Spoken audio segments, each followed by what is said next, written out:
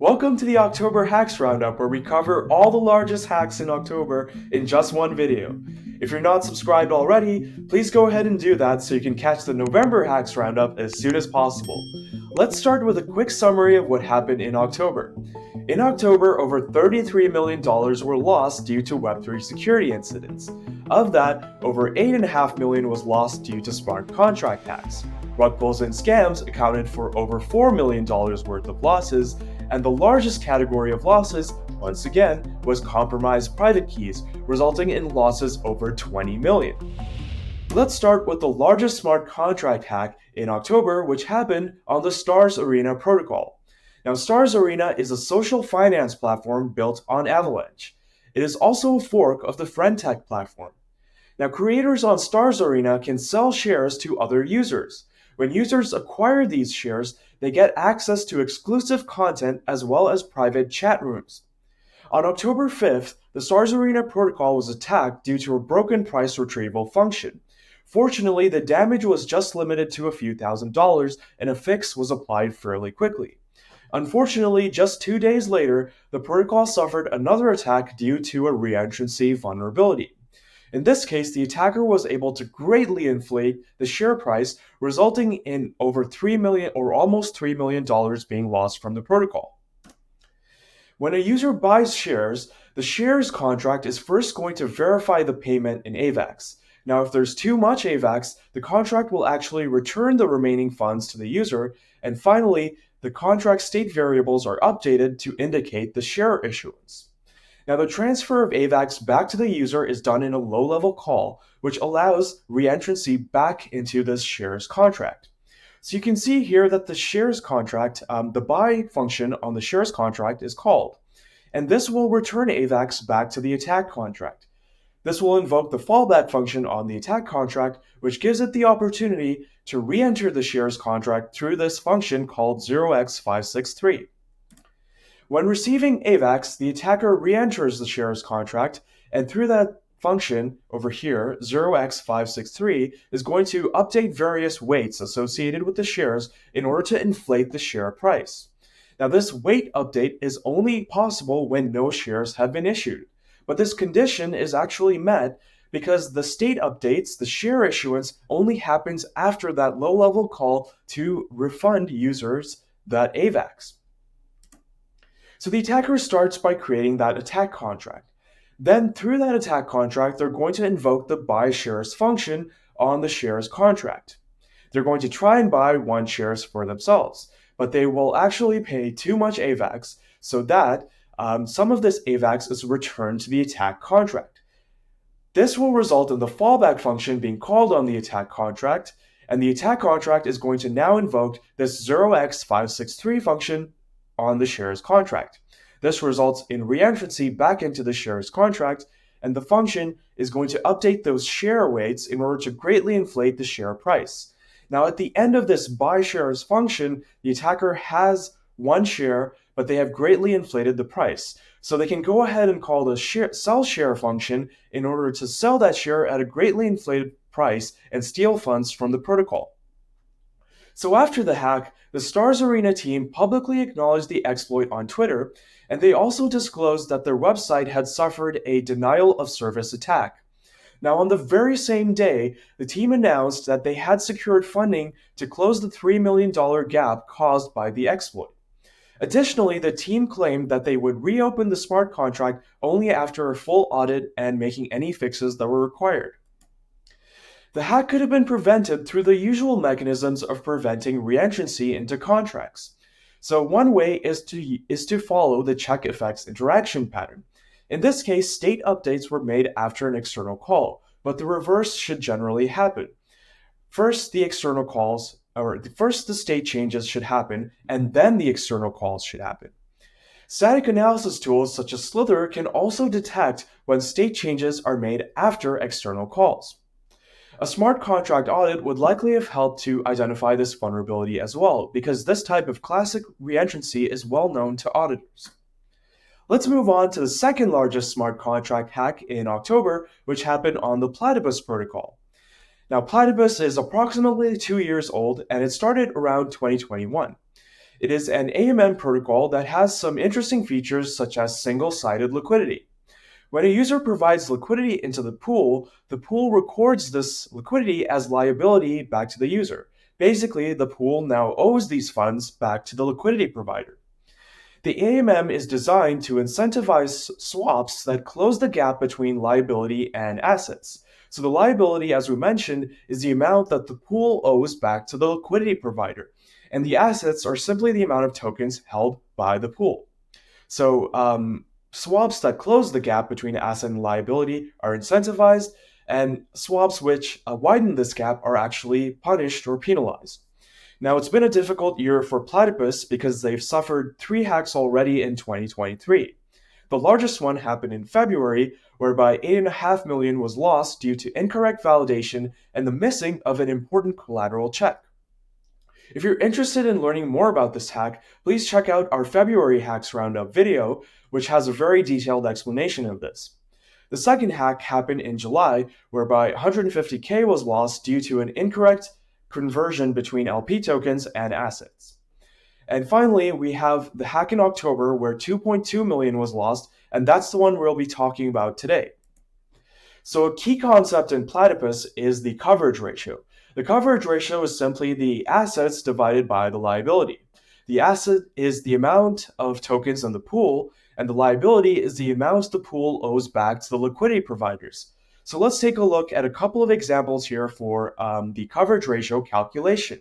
First, we have the USDT pool, which contains 110 USDT tokens, and it has a liability of 100. So the coverage ratio is 110 over 100, which means that the coverage ratio is 1.1. We also call the coverage ratio the R value. Let's take the example of the USDC pool over here, which has 90 tokens, and it has a liability of 100 tokens. So 100 tokens are owed to the liquidity providers. So in this case, the R value of the coverage ratio is 0.9. The slippage is directly determined by the coverage ratio, and you can see the actual mathematical definition over here. Over here, R represents the coverage ratio. And here is a chart of the slippage on the y-axis and the coverage ratio on the x-axis. So you can see here that the higher the coverage ratio, the lower the slippage, and lower coverage ratios result in very large slippage. Now, slippage actually results in incentives for the users. So let's take an example of a slippage of negative 0.08%. If a user is swapping to this token, they're actually bringing the token to a more unhealthy position. They are widening the gap between the asset and the liability. And so they're going to pay an additional penalty to the pool of 0.08%. On the other hand, if a user is swapping from this token, they're actually improving the health by closing the gap between the asset and the liability. Thus, they receive an incentive of 0.08%. And this incentive was very key to the hack. What the attacker did was they inflated this incentive greatly and then stole these funds from the incentive from the protocol. So let's describe how the slippage is calculated. Let's take an example of a swap from USDT to ETH. Now, each of these pools are going to have their own coverage ratio. So we have a coverage ratio for USDT and a coverage ratio for ETH. And then each of these are going to have their own slippage calculation. So you can see the slippage calculation here for USDT and then the one for ETH. And then you're just going to take the difference between the two to get the final slippage. So here's a summary of the important points we've learned about Platypus so far. Slippage is what determines the incentives or penalties for users who are bringing the pool to an equilibrium or making the pool further from the state of equilibrium. And the slippage is directly determined by the coverage ratio. The coverage ratio itself is determined by the asset and the liability of the pool. However, the assets in the pool can be easily manipulated. This can be done by providing and withdrawing assets from the pool. It can also be done by swapping assets. So the attacker starts by taking a flash loan. Then they're going to deposit both wrapped AVAX and SAVAX into the protocol. So now the protocol has a liability of wrapped AVAX and SAVAX to the attacker.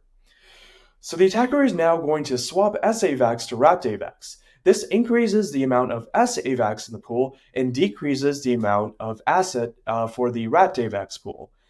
And remember that the coverage ratio is determined partially by the assets in the pool. So the coverage ratio of wrapped AVAX is decreased. And then the attacker is going to even further decrease this coverage ratio by withdrawing some of the wrapped AVAX from the pool. So now the coverage ratio has become very small, and it's now going to allow the attacker to gain a very large incentive by making a swap. In fact, the incentive is going to be over $2 million worth, and this is going to be stolen from the protocol. So the hack actually consisted of two different transactions, and they were about 3 hours apart. Now, the team paused the contract about 30 minutes after the second hack. 575K was actually recovered through white hat operations, and the remaining 90% of the funds were actually returned by the hacker in exchange for a 10% bounty as well as the promise of no legal action being taken against them. Now, this hack resulted from a core design issue, which was basically that the coverage ratio is what determined the incentives, and the coverage ratio was easily manipulated. So these components of the protocol may need to be redesigned. Economic analysis tools such as FlashSyn would have likely detected this type of exploit scenario. Let's move on to the third largest smart contract hack in October. So, Black Hole is a token deployed on the BNB chain. And in this case, the losses came from the DEX pool containing BUSDT and the Black Hole tokens. This hack happened on October 11th. So the attacker conducted the exploit through a vulnerable, unverified contract. The contract had been deployed for 6 days before the exploit. So there had been around 30,000 transactions before the exploit was conducted. This gave the attacker the opportunity to analyze these transactions and learn more about the protocol, even though the code itself was unverified. This being said, given the lack of response from the protocol and the questionable exploit, it is possible that this is actually a rug pull and not a hack. But this hack could also be conducted by analyzing the historical transactions, as we said, and also by analyzing the bytecode.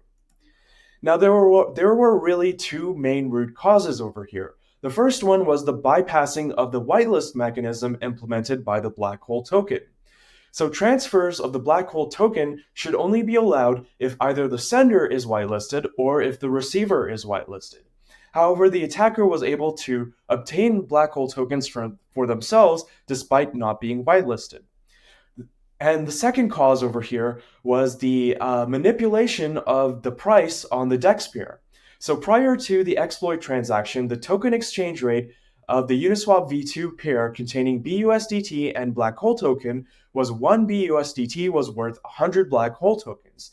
However, the attacker made a massive swap such that the exchange rate became 1 BUSDT is worth 2 Black Hole tokens, so it changed by a factor of 50.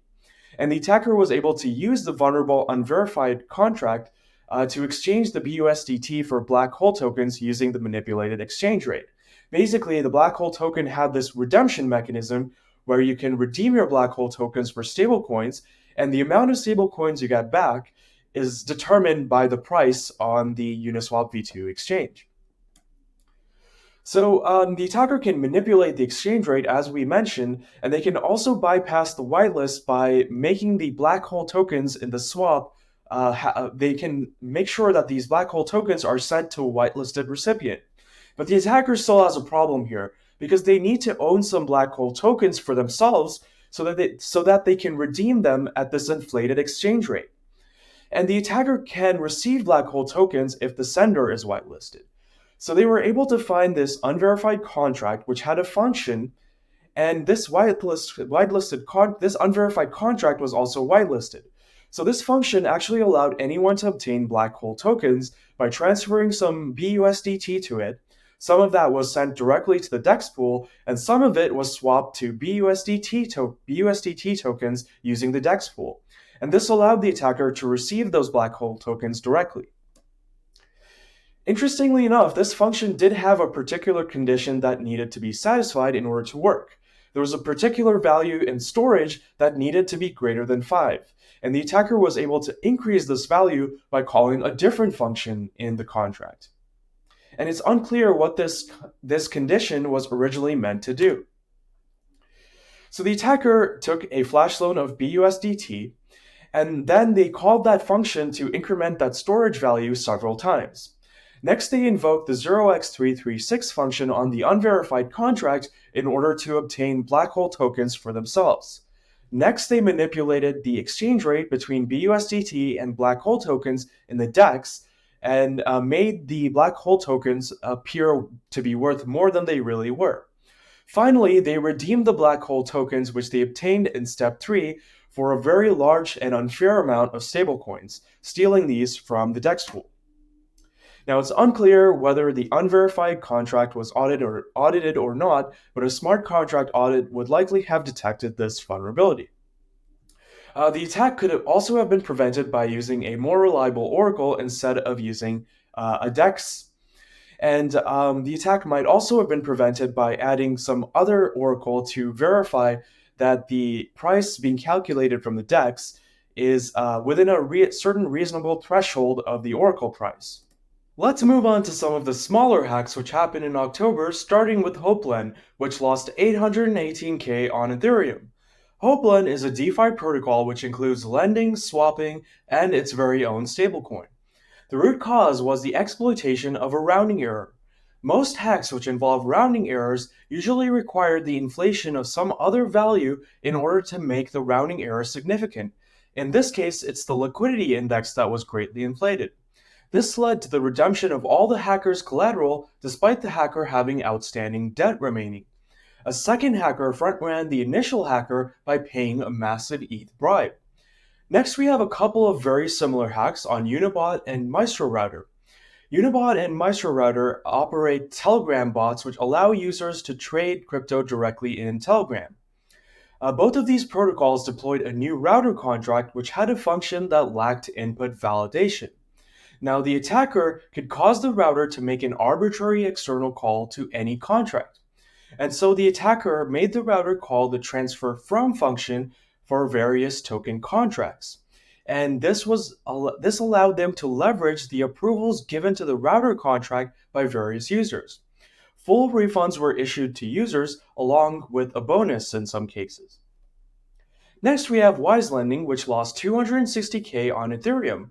Wise Lending, as the name implies, is a lending protocol, and the root cause was once again the exploitation of a rounding error. The donation feature was used to inflate the value of a share, which made the rounding error very significant. So this rounding error led to the withdrawal of excessive funds and thus the theft of these funds. The exploit was front-run by a white hat hacker who returned the funds. Next, we have Astrid, which lost 228k on Ethereum. Astrid is a liquid restaking pool built on EigenLayer. The withdrawal function in Astrid lacked validation as an arbitrary token address parameter could be provided to the function. And so the attacker deployed their own fake tokens and used those fake token addresses as parameters to the withdrawal function. In this way, they were able to steal funds from the protocol. Fortunately, the hacker at least returned 80% of the funds back to the protocol. Next, we have Beluga, which was hacked on Arbitrum for 175k. The Beluga protocol is a multi-chain AMM protocol. The withdrawal function in Beluga involves the use of a liability value, and it's this liability value that determines how much you can withdraw. However, this liability value gets updated during swaps. So the attacker was able to manipulate this liability value by making multiple swaps. And because of this, when they called the withdrawal function, they received a lot more funds than what they deposited, effectively stealing from the protocol. So the attack was not acknowledged by the team on Twitter. However, they did send a threatening on-chain message to the attacker. Unfortunately, there has been no response. Let's talk about some of the rug pulls and scams which happened in October. First up, we have the FSL token, and this rug pull resulted in losses of approximately 1.6 million. The rug was pulled less than a day after the deployment. And when the token was first created, the attacker minted a large amount of FSL tokens to themselves. And these FSL tokens were later sold for a stablecoin on the DEX pool, thus draining the DEX pool's liquidity. Next, we have Sapherium, which is also a token on the BNB chain. So the team behind Sapherium was actually raising funds for a derivative token called SafePad, and all these funds were lost as part of the rug pull. So part of the token supply of Saphirium was considered blocked, but it was actually unlocked by the team, and this unlocked supply was then sold on the DEX pool to drain liquidity. The team deleted all their social media accounts, which further indicates that this was in fact a rug pull. Next, we have the Lucky Star currency. Um, this was a project on the BNB chain, and the rug pull resulted in losses of approximately 1.1 million.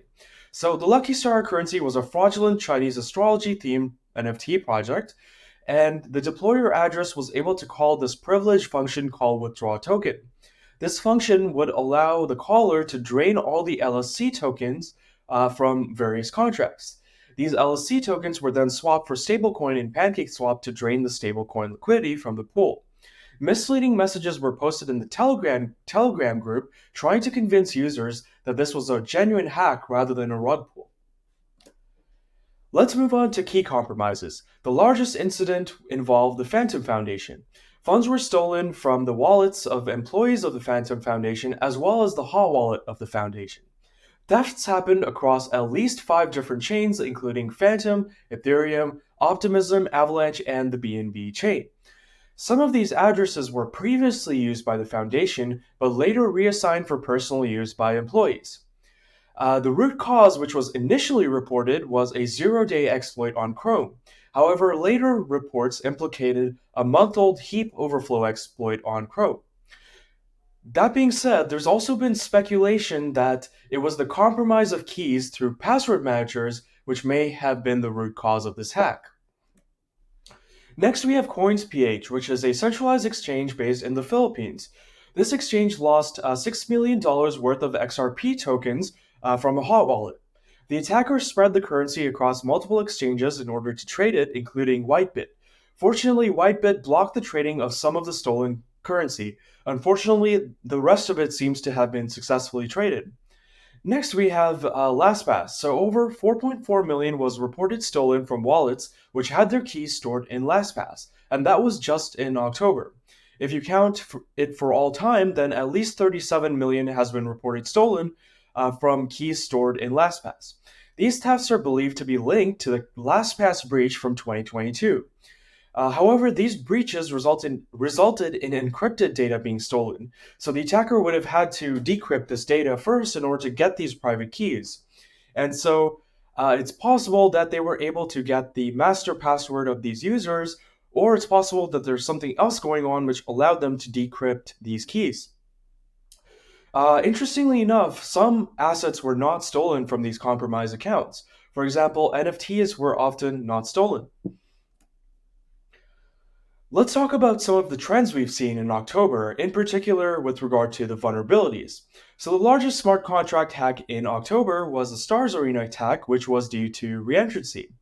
And if you look at the last 4 months, the largest smart contract hack in 3 of those months was due to reentrancy. Rounding errors accounted for at least 2 significant hacks in October, and at least 3 hacks were due to insufficient input validation. Of those 3, 2 of the hacks were router contracts. And at least 2 insecure withdrawal functions were exploited in October, including on Asteroid and Beluga, and this is a trend that has continued from September. In September, there were lots of hacks on withdrawal functions. 2 of the largest hacks were due to manipulation through swaps, including Platypus and the black hole token. Let's now talk about trends related to the response to the hack. 2 significant hacks were front-run. One was HopeLend. So HopeLend was front-run by another attacker, and Wise Lending was front-run by a white hat hacker who returned the funds. Funds were recovered in many cases, and even in cases where the funds weren't recovered from the attacker, the protocols were able to refund or refund the users in some way. So in some cases, such as Platypus and Astrid, some funds were recovered through negotiation. In the case of Wise Lending, some funds were recovered through white hat efforts. And in cases where the protocol did not recover the funds directly for the hacker, they may still have been able to refund the users. For example, Maestro and Unibot refunded users through protocol-owned funds. And Stars Arena was able to acquire additional funding to cover the losses. Here are a few other trends we've seen. So, two protocols hacked in October have been hacked at least twice this year, including Platypus, which has been hacked 3 times, and Stars Arena, which has been hacked twice. Many of the smaller hacks happened on Ethereum, including Hopelen, Unibot, Maestro, Wise Lending, and Astrid. And also, the total losses from compromised keys were higher from individuals as opposed to platforms. In September, we saw hundreds of millions lost due to compromised keys from hot wallets of centralized platforms such as exchanges and custodians. However, this time, more losses came from individuals' wallets. So that brings us to the end of October. Thanks so much for joining us. In November, we'll be discussing the Poloniex hack, the Onyx protocol, and way more. So please join us for that one. And make sure to subscribe to our YouTube channel so you can be notified when that's available. And also follow us on Twitter for more great security content.